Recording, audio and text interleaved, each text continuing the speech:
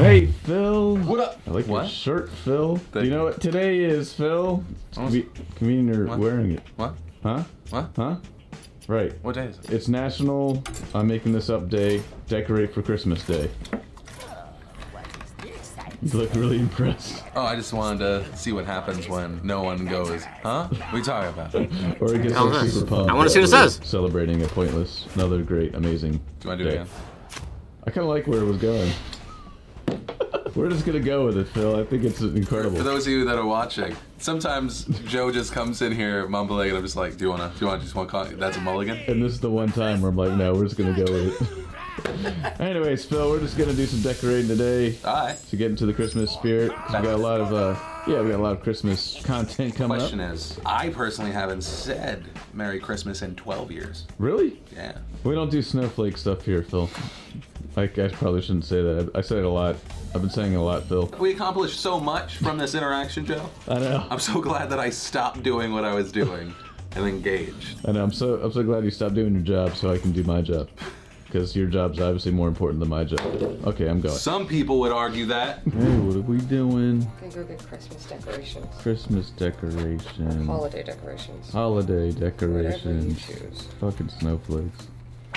We're getting stuff for Christmas videos, right? Holiday videos. Holiday videos. Damn snowflakes. I don't think you know what that word means. Man, what does snowflakes mean? What does snowflakes Yeah. mean? In what context, Joe?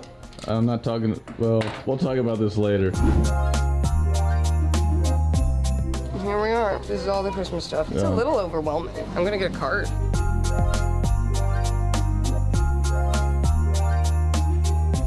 I feel like we shouldn't get stockings. Why? Someone, I'm not gonna say who, will probably get picked on and will end up with coal in their stocking. I just feel like someone's gonna put coal in Luke's stocking. Why? Is because is he Jewish? Oh my God, candy.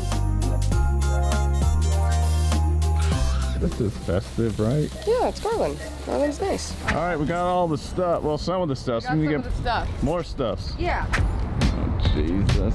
We should get some Hanukkah stuff. You know what I'm offended by? Why didn't the dollar store have any Hanukkah stuff? We have a Menorah? We get a menorah? Oh, we do? Yeah, that big one that it's basically like you shoot the balls. I don't think. I think that's just like a. That's just a toy. It is a menorah, isn't it? You're saying the one with the floaty balls and you shoot them? Yeah, I'm pretty sure it's a menorah. I swear to God, it's a menorah. It kind of looks like one, but it's not. This is the holiday meat section. Oh, that's why they have a bunch of snowflakes, right? You know the electric slide? Yes, I know the electric slide. Do, boom, bring it forward, and then. There we go. All right, so we need a couple more things. Couple more things. I don't think we've ever been in CVS before. I don't think we have either. So what are you thinking? I think we should get this. Christmas tree? Holiday tree. Bush. Do we need this? No, we do not need that. Christmas train. It's not Christmas without a train. Kind of need it. But like how do we justify it? Like, hey, Phil. We'll put it in Phil's room while he's filming the show. She said this was a menorah. We can spray paint it gold. We can totally have it as a menorah. I'm not even Jewish and I'm offended. It even has a game. What other menorah has games? Not anyone else's. I'm offended. Listen, I just wanted my Kwanzaa decorations. I didn't find those either. So. Are you excited to decorate for Christmas? Yeah, I'm excited to decorate for Christmas because I don't do it in my apartment because I fly home. Okay. So why would I decorate my apartment? I appreciate that point, Zach. Thank you. Thanks. Sorry, I would finish, but you know, bitches. All right, so we ready? Or I was kind of supposed to go into a meeting. You have a meeting? Yeah, but it's with Hillary and Christy. Oh, okay. Oh, we can cancel the meeting, and then we can do the. Maybe probably shouldn't say that. You gotta put on that hat. Okay, looking good. Zach. Ooh, Zach, you want the hat? Santa's little helper? I'm Santa's big helper. We're gonna start decorating. Here we go. Happy Honda days. Is that a car promo? No spawn. Fucking car dealership. Wait, where are we decorating? Everywhere. We're decorating the whole place. All right, we have a tree here. Now it's Christmas. Oh. You walked in with a fucking knife like that. Bitch, I said it's Christmas. I got some lights. I got some snowflakes. Is that a tree? Looking good. Nina, what's your plan? I have no plan yet, but this is cute. I'm gonna do the hanger. This goes on the bathroom. Everybody goes to the bathroom. Yay. It's a wobbly tree. No, there's supposed to be two. Hold on. You thought there were supposed to be 2 trees in that box? It ain't Christmas if the family ain't like, hey, stupid ass. We didn't get a mistletoe for the office, You're guys. damn right we did. What are you talking about? We don't need any more comments about who's dating who. The silence breakers have ruined, well, not ruined. They've ended mistletoe. They've ended mistletoe. That's bugged. I didn't mean it. Don't put that Guys, we're decorating for Christmas. Don't you want to be a part of it? in there. Ooh! Can I staple into the walls? Sure. Brian, don't you want to help decorate for Christmas? I want to go to bed.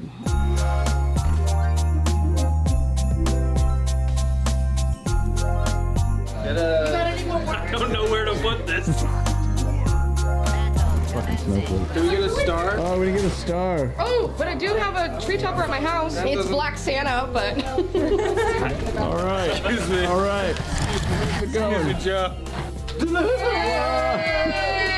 Is that a real tree? Yeah. What are those? ZD's balls. Why does ZD have 2 balls up here? He doesn't have them on his body anymore. Oh, special K, sweet. If you didn't want me to buy Special K anymore, you could just say it and stop decorating things and yelling. I don't want you to buy Special K Okay, anymore. okay, that's all I needed.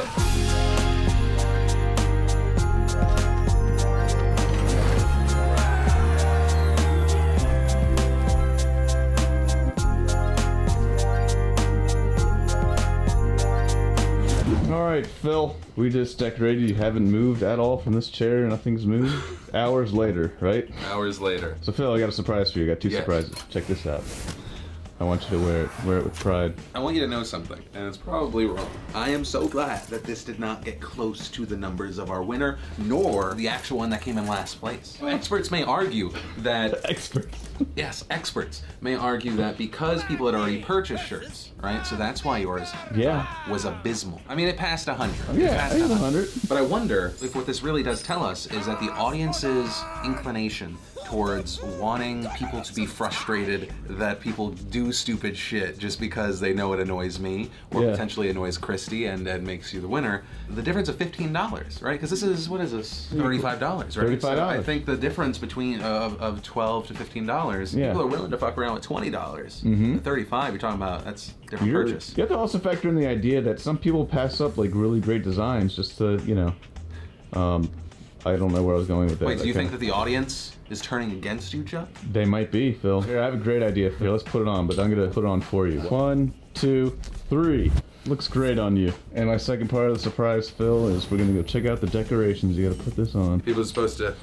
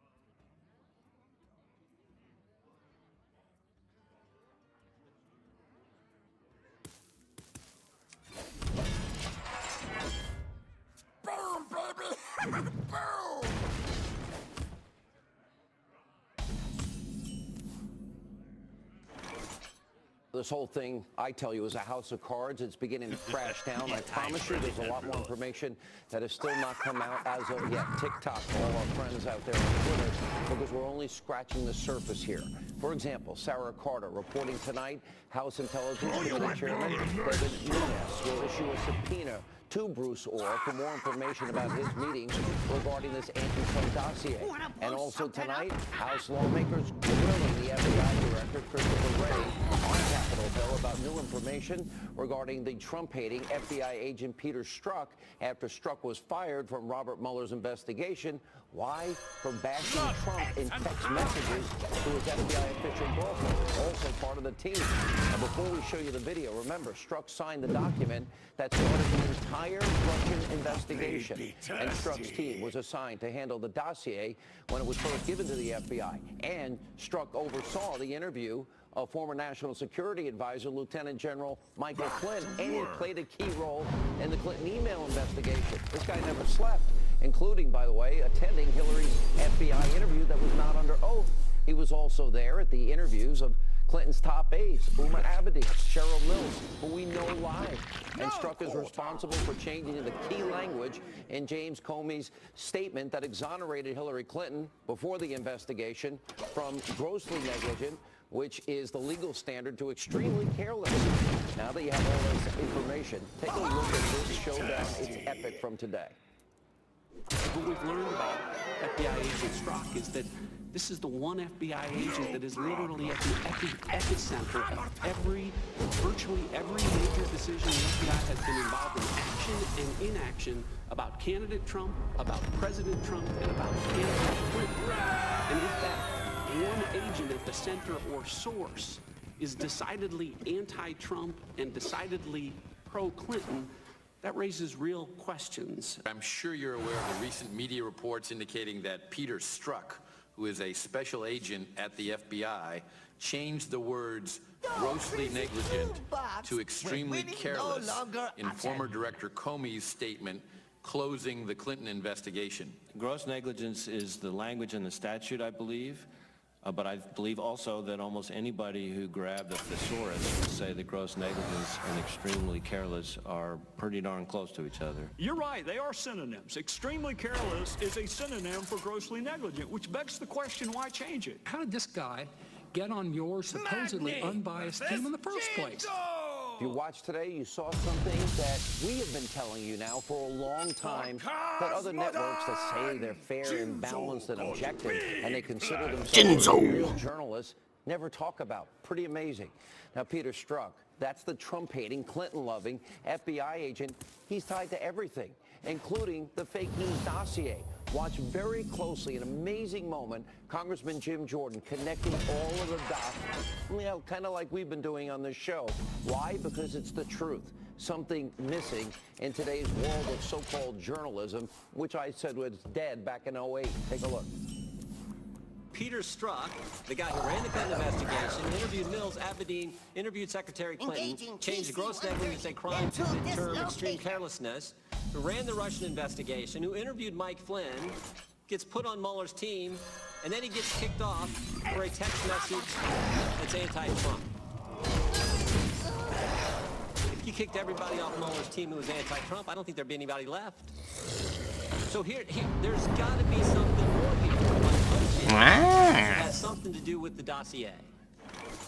Director, did Peter Strzok help produce and present the application to the FISA court to secure a warrant to spy on Americans associated with the Trump campaign?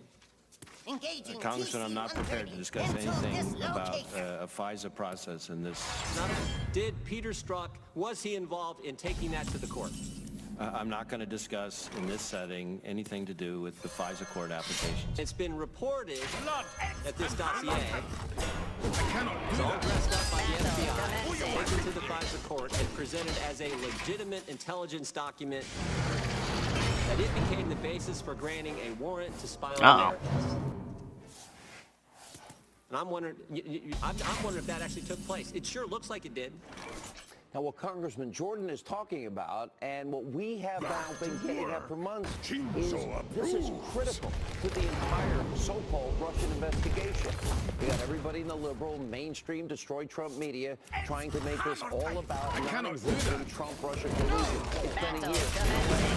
All the missing the point, and frankly, deliberately misleading and lying to you, the American people. They're lying and they're overpaid. It's pathetic.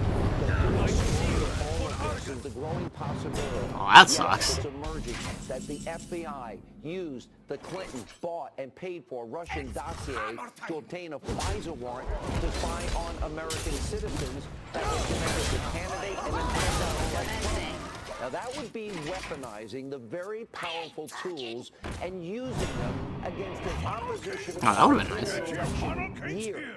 Now, let's be clear here. Summon my minions, man. It's not done quite yet, but it's coming. But that's all where the signs now are pointing to. We'll follow this every single step of the way. We're ahead of the curve. Please stay with us. And one more very important point. Can anyone explain to me, anybody at all, how Robert Mueller's investigation can be described as fair, impartial, not biased? Let's imagine for just a second it's you, it's your family member, or somebody that you love and care about, your friend. Would you really want Robert Mueller and his team of partisan political hacks investigating you? Would you want a group of people that donated over $50,000 to the Democrats and unethical officials and attorneys coming after you that hate one candidate, love the other candidate? Would you really trust them to be fair? Do you think this is how the justice system is supposed to work? Because I don't think so. And also tonight, yes, no class, Barack Obama back again. What is he doing? Launching a new attack against President Trump, warning that America could turn into Nazi Germany. And we're speaking at the Economic Club of Chicago, and Obama said the danger today is, quote, growing complacent. We have to tend to this pardon of democracy quickly. Okay, buddy. In Germany in the 1930s, which despite the democracy of the Weimar Republic and centuries of high-level cultural and scientific achievements, come on, Grim Patriot. 60 million people died, so you gotta pay attention and you gotta vote. All right, very cute, very clever, comparing the president in a subtle way. Oh, that gives me more cards then. Nice. Obama, by the way, how are your unrepentant domestic terrorist buddies Bill Ayers and Bernadine Dorn doing? Oh, and by the way, that's we send our best wishes to the Church of GD America and the Reverend Jeremiah Wright. Oh, come on. Now, the former president is obviously sick, pathetic, and twisted in this obsession with President Trump. It's kind of like everybody in the media. And every single chance Obama gets, whether it be here or at home, ooh, that's nice. Doesn't matter. He's trashing, trying to undermine the president. Maybe he can't get over the fact that his record was atrocious. Maybe he needs to take his own advice and accept the results of the election. Okay, President Obama, Hillary lost. Time for you two to get over it. And by the way, I know this is probably impossible, but maybe try taking some notes from George W. Bush, because George W. Bush never criticized you, not one time after he left office, because he actually respected the office more and thought it was more important. Finally tonight, over at Conspiracy TV, MSNBC, Crazy Liberal Joe and his cohorts over at that network, well, they're at it again, now stooping to a new low, attacking and trying to discredit the president in a segment only Chicken Little could be proud of. Liberal Joe and his panel.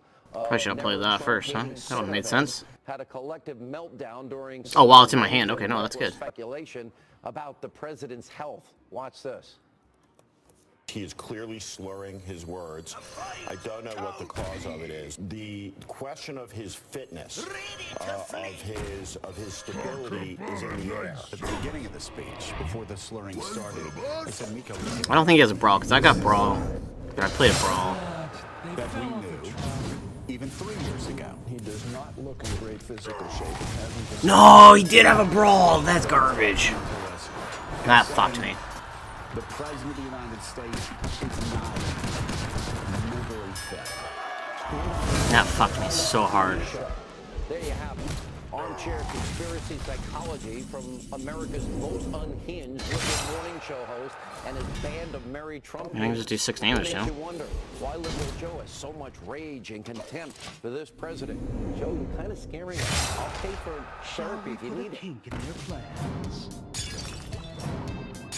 I hope you like my invention. Why would you do that? What an idiot.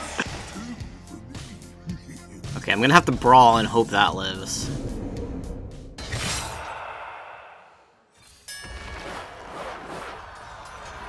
Two. Ah.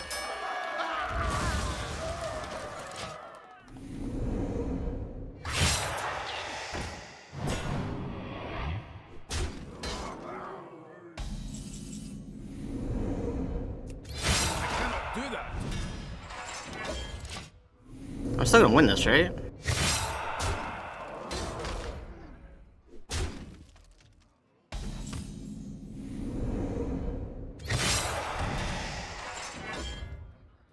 No, I lose.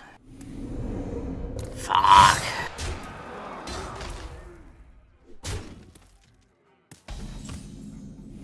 That's so garbage, dude.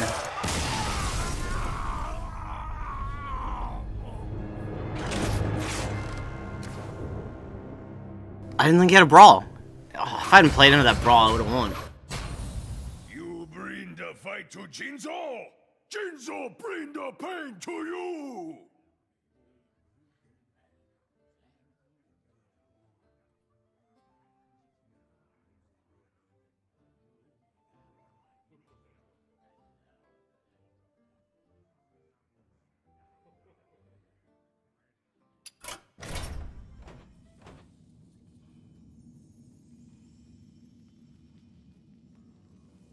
Christy Setzer is a Democratic strategist, president of New Heights Communications, and she joins us tonight. Christy, thanks for coming on. Thanks for having me. Last thing I want to do is put myself in a position to appear to defend Al Franken, whom I know well and have never cared for. Don't think he was a good senator, think he's kind of creepy. This is all plausible as far as I'm concerned. But I'm very struck by a couple of things, and one is the pivot that the entire Democratic conference in the Senate seems to have made. A year and a half ago, they were defending Hillary Clinton, who everyone knows attacked the women who accused her husband of sexual harassment and assault. She attacked them, belittled them, and they were defending her. And today they're saying, on the basis of anonymous accusations, that they can't even bear to serve with Al Franken. Where were they a year and a half ago? Okay, so there's a couple things wrong with that statement. First, I think we can all agree that it would be better off if the women were in charge. Really? Because I see a lot of women who are covering for sexual harassment here. And so I don't think that's necessarily true at all. It depends on the woman. Yeah, so I think, okay, so here's what is wrong with that statement. One is that we are, again, in a different moment from when even Senator Gillibrand had not yet come out against Senator Franken, and today when she has. We were talking about one accusation, and now we're talking about 6, 7, 8, and they're not actually anonymous accusations. These women have really put themselves out there at, you know, the potential for great personal cost. Look, again, there's no way you're going to put me in a position to defend Franken on anything. The fact is, I think the majority are anonymous. I'm sure they're all true. Most accusations are true. My only point is they're not all true, and that's why we have due process and with justice system, and we don't. They're almost all true. I mean, the rate of false accusation for sexual harassment, sexual is unknowable, so we're not going to be about 2%. I don't. You can't know that. And as someone who was falsely accused of a crime, I can say it happens. I don't think it's very common, but it happens. The point is we have a justice system for a reason, which is not everyone tells the truth all the time, as we all know.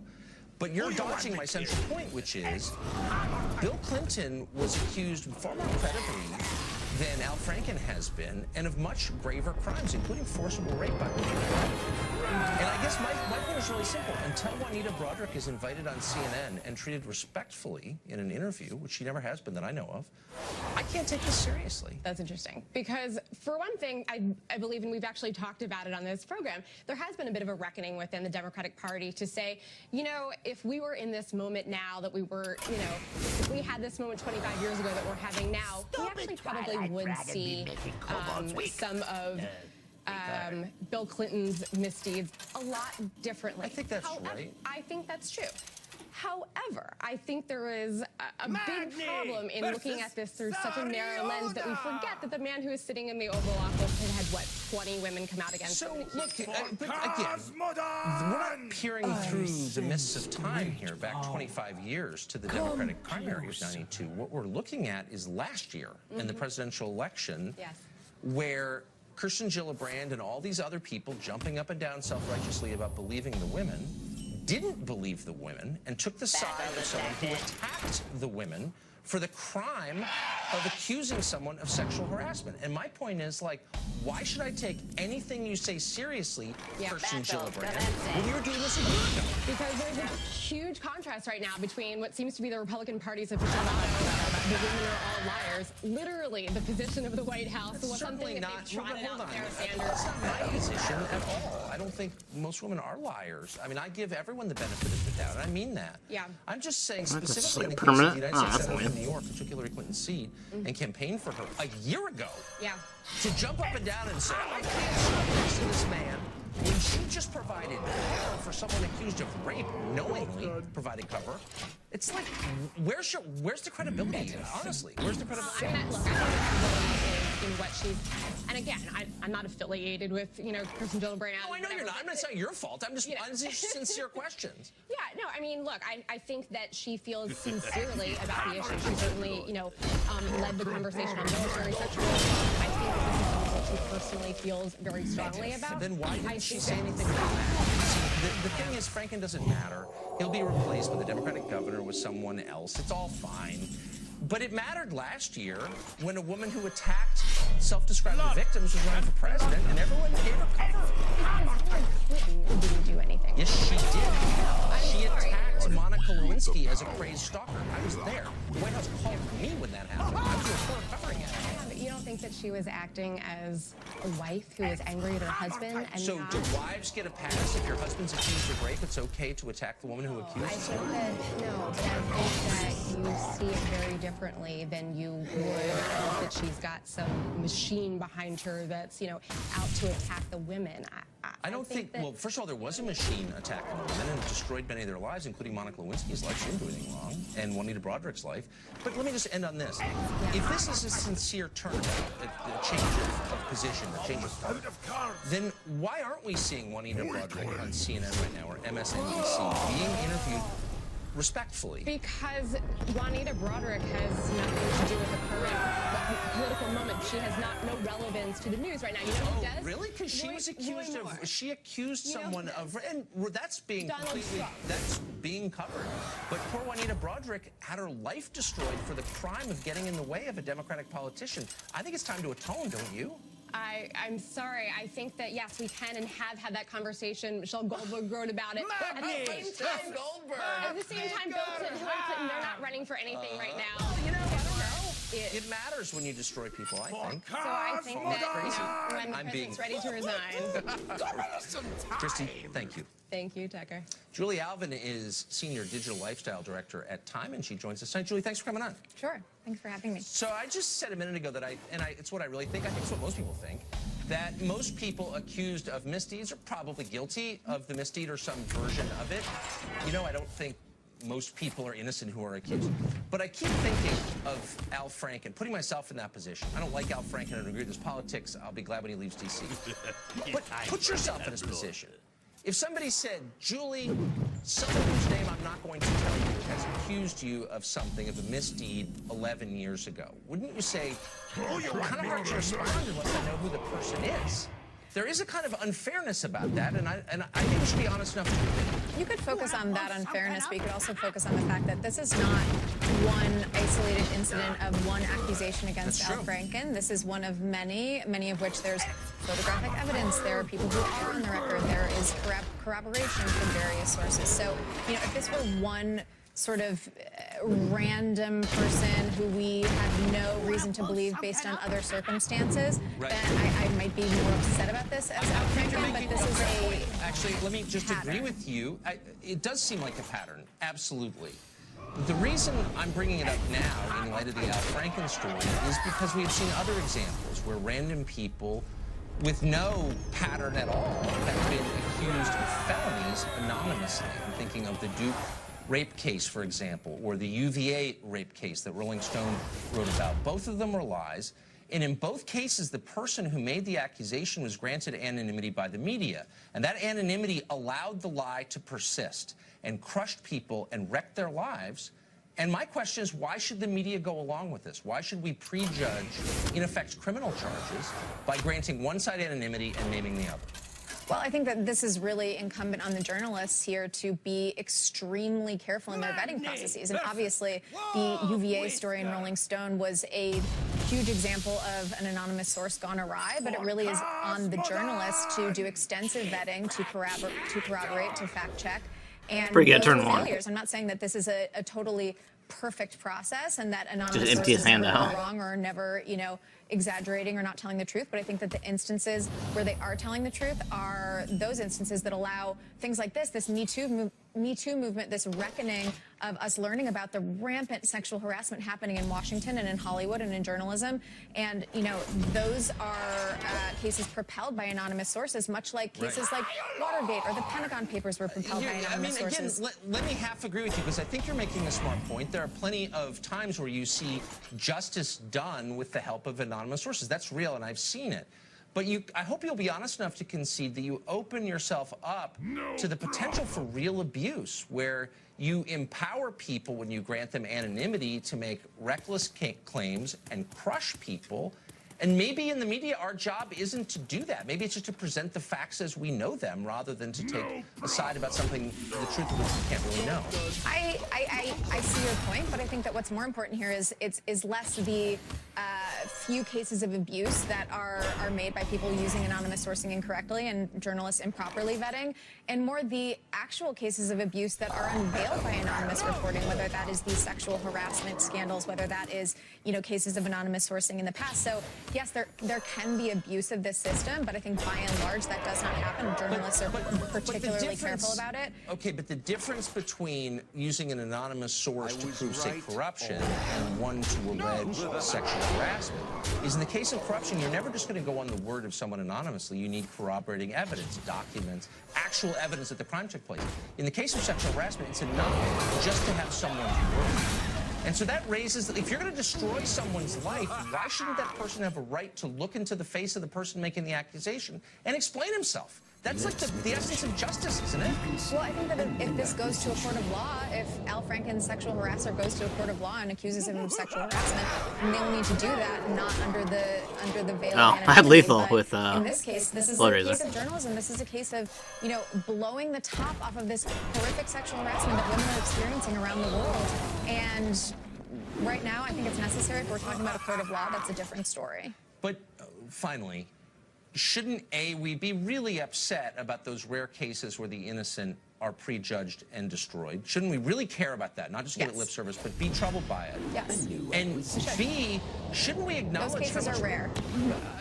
Well, I don't know how rare. We don't really know that. I think they're rare. I agree with you. Your previous guest, Christie, said about 2%, and that's the stat that I've seen as well. I'm not going to. That's a made-up statistic. But we don't really know. I agree they're rare. But the point is, shouldn't we acknowledge how much power we have in the media to destroy people, to really direct their lives, to make their kids not like them? And shouldn't we take that power seriously? Absolutely, and I think that I absolutely agree. I think that it needs to be taken very seriously. I think that the use of anonymous sources needs to be taken very seriously, but I don't think that they can be disregarded, and I don't think that the power of anonymous sources to tell really important, crucial stories that may not otherwise be told should be disregarded, because this is how we learn about things that the public deserves to know about. I disagree with you, but I think you made some smart points, and so I appreciate your coming on. Thank you. Thank you.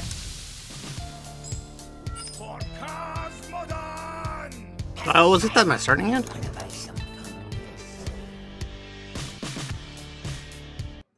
administration also announced it will pull the United States out of a UN immigration compact, saying the compact is incompatible with its efforts to restrict immigration and enforce American border security. Some people think enforcing borders is exactly the wrong idea. In fact, they dislike the idea of borders themselves.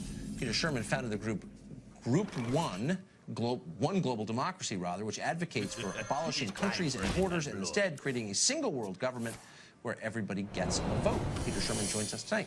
Peter, thanks a lot for coming on. I don't know if you can hear me, Peter. I think we may have an audio problem. Huh, we were in different worlds, ironically, there for a minute. Oh, yeah, sure, perfect. Peter Sherman runs a group that would like to abolish all countries and give each person a vote. The Trump administration has announced it will pull the United States out of a UN immigration compact. Some people dislike all borders, though. Peter Sherman founded the group One Global Democracy and advocates for abolishing borders. How do you get these fucking perfect answers every time? PJ Salt. Sorry about that. So I just wonder why now? It seems like the rest of the world is moving in. I'm not gonna tempo out a 5-minute tutu. Brexit, you've got the Catalonian separatists. Around the world, you're seeing things become disaggregated. People don't want to be part of big organizations anymore. You're saying the answer is a global government. Why? So, hey, Tucker, thank you for having me on the show. One Global Democracy is here to create a new conversation about how we can make a better future for everyone by dissolving separate countries and international borders and giving everyone worldwide an equal voice in handling the big issues that affect us all, like climate change, which of course is the major cause of those tragic wildfires in Southern California, like inequality, which is hollowing out the middle class, as you covered last week, and like unlocking the doors to economic opportunity for everyone. We have a super powerful new video that makes the case for this on our website. I mean, this is a 50-50. And I encourage everyone to check that out. Yeah, I mean, like a 50-50, it was I bouncing think it's blade. an interesting idea, but it seems Should we very do it? anti-democratic to me. People don't want this. They've never wanted it. The League of Nations had to be imposed on them. Same with the UN, the EU. Like, actual people don't want to be ruled from a great distance by people who don't speak the same language or have the same history. Let's just do that. They don't want this. They never have wanted it. Why do you think otherwise? Well, the key distinction here is between being ruled and democracy. Now, democracy is about everyone having an equal voice, and we don't have that today. International borders and separate countries are getting Are you in our fucking way. kidding me, dude? Our current patchwork of separate countries dates back more than 350 years to the days when horse travel was the state of the art for communications. An awful lot has changed since then. You know, No, Isaac if I can Newton articulated correct the you. laws of physics. Wait, but no, but people have always had different countries, not nation states, but they've always had, going back to the very beginning of time, tribes, distinct groups that have different rituals and customs, cultures, languages. People aren't all the same, and maybe that's why this would never work. Does that worry you? Respectfully, Tucker, I disagree. You know, and that's what's so exciting about this moment in history where we are right now. Because right now, for the first time in human history, we have an opportunity with new technology to actually implement a global democracy for the first time. So much has changed since we first had the Treaty of Westphalia in 1648 or whatever it was. You know, we've had the laws of physics articulated. We've had domesticated electricity. We've had the arrival of the internet and now blockchains. But none of that changes. Massively changing the world. But why would you want to? But why would you want someone in a country you've never been to making decisions? I mean, presumably, if it's a one-man, one-vote democracy, then, like, the Chinese, with whom you have nothing in common, would be making decisions that affect you. Why would you want that? Well, as a matter of fact, you know, one person, one vote. You'd be surprised, actually.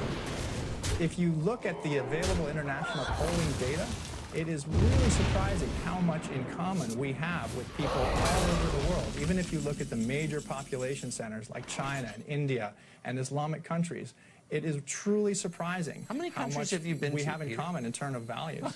Okay. Quite a number. Quite a number. Okay, thanks for joining us. Enough to disagree with you. 10,000 text messages being combed through right now at the Justice Department tonight, sent between FBI official Peter Strzok, who you've heard a lot about in recent days, and FBI lawyer Lisa Page, who's a co-worker who he was reportedly having a romantic relationship with. Some of their conversations were revealed to be so fucking many does he got?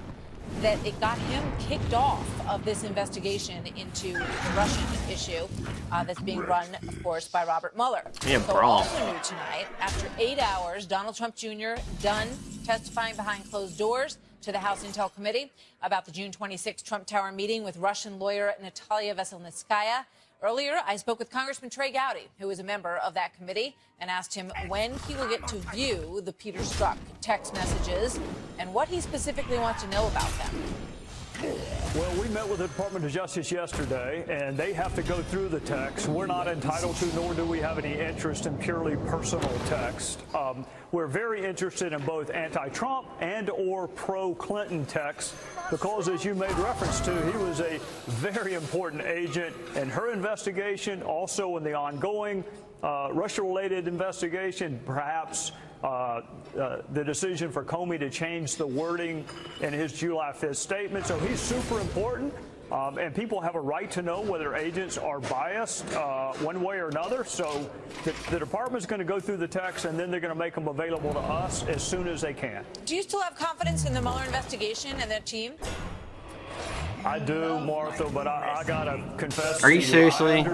Fuck. I got an email last night from a friend back home saying, "Look, Gowdy, let go of the prosecutor stuff. I still think that Mueller can produce a product that we all have confidence in, but things like this make it really difficult. The perception is every bit as important as the reality, and if the perception is you're employing people who are biased, it makes it really difficult for those of us who would like to defend the integrity of former prosecutors and heads of the FBI. All right. Now, in terms of the 8-hour-plus grilling, according to the reports that are coming out of Donald Trump Jr. today, was it a grilling in there? Is that how you would characterize it?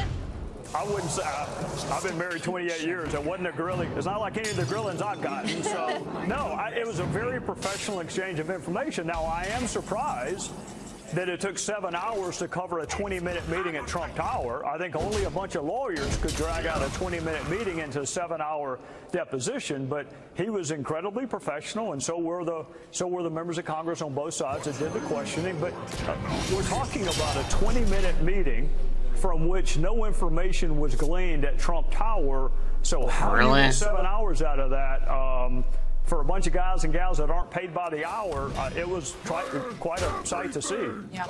Is there any suggestion that there was anything illegal that transpired on the part of Donald Trump Jr. in that meeting?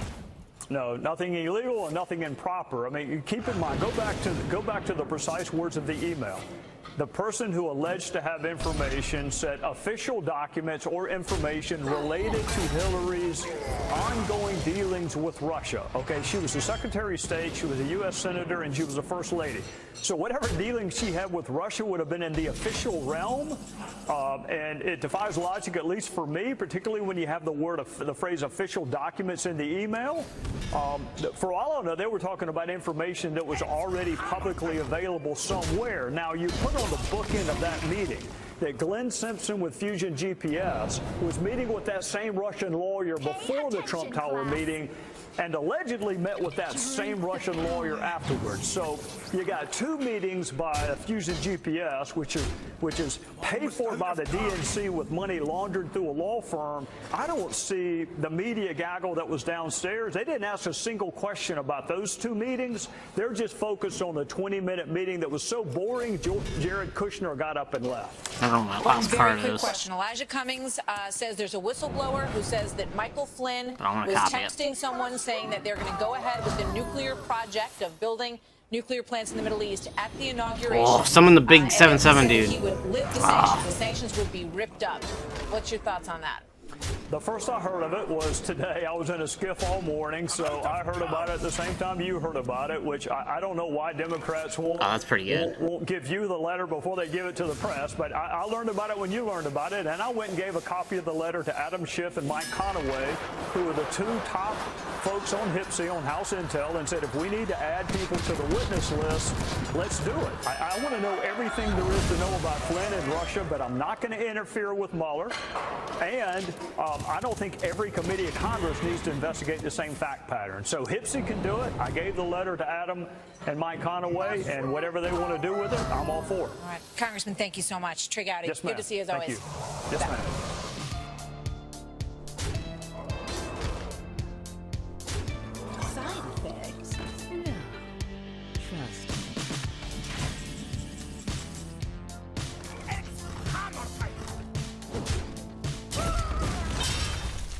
And this just shows you, you want to know why so many people are skeptical of the media, even on things like Roy Moore.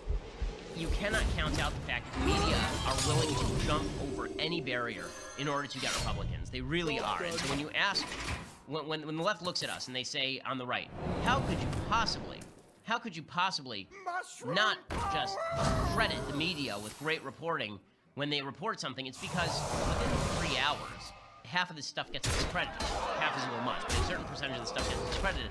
So, for example, there was a report from CNN, and the report from CNN said that on September 4th, there was an email that was sent to the Trump administration, to Donald J. Trump, to Donald Trump Jr., to other members of the administration, and that this email had a key code, a decryption key for WikiLeaks that had not yet been released publicly.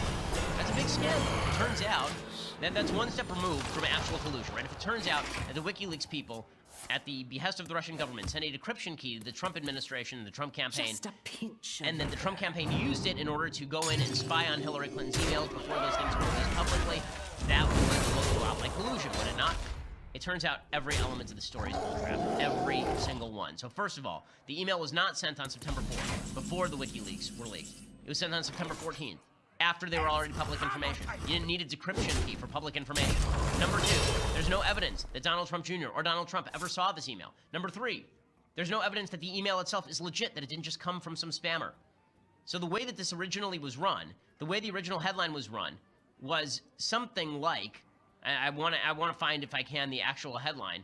CNN report, Trump and Trump Jr. got September 2016 email with decryption key. Right, here's what David Wright from CNN tweeted. He tweeted, candidate Donald Trump Jr. and others in the Trump org received email in September 2016 offering a decryption key and website address for hacked WikiLeaks documents, according to email provided to congressional investigators. Right, bombshell. Before any of this was public, they were being offered a special in by WikiLeaks, aka the Russian government. Except again, it turns out it may not have come from the Russian government. There's no evidence Trump looked at it, and the email came 10 days after the initial CNN report said, which means that the email came out after all the information. Oh, you gotta be kidding me! I mean, this is a Brian Ross level screw up.